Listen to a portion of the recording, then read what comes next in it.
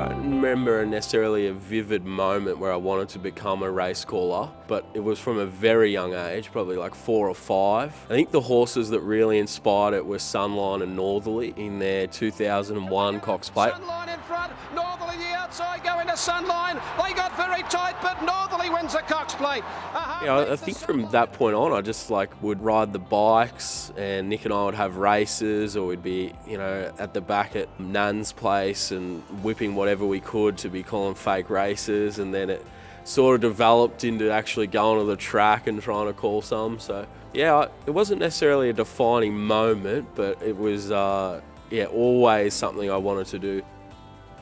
When I was younger, I thought I was going to be a horse trainer, and then I worked in the stable growing up, strapped a few horses, not many winners, but was always going to the races with Dad, and sort of thought that might be a bit too hard.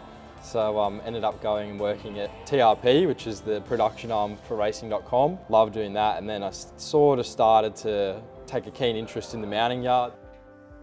Yeah, there's a lot of different people that I certainly respect within the industry and have helped me out. From a broadcasting perspective, Greg Miles was probably someone that I idolised growing up. Just his ability to nail the big moments, and also the few times I got to work with him, his preparation and his attention to detail, just unmatched. Then, working in racing, you have people like Jason Richardson, his attention to detail and his willingness to help other people out. Benny Asghari, and again, didn't really develop a personal relationship, and I wish I did, but Dean Lester would be a person that you just hold in such high regard. But there's a lot of smart guys that you can learn on within the industry, and those are a few for me.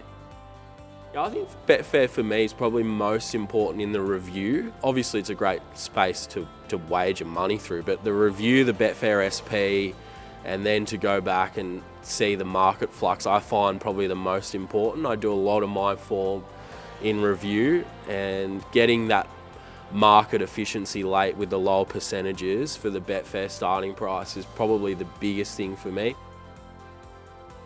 I think the market percentage is a big one.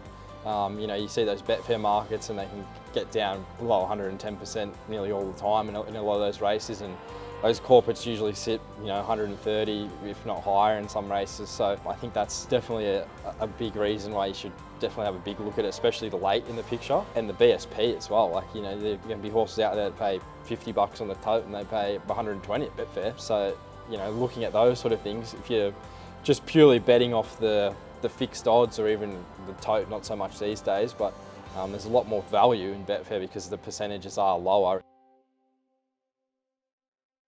What's gambling really costing you? For free and confidential support, call the number on the screen or visit the website.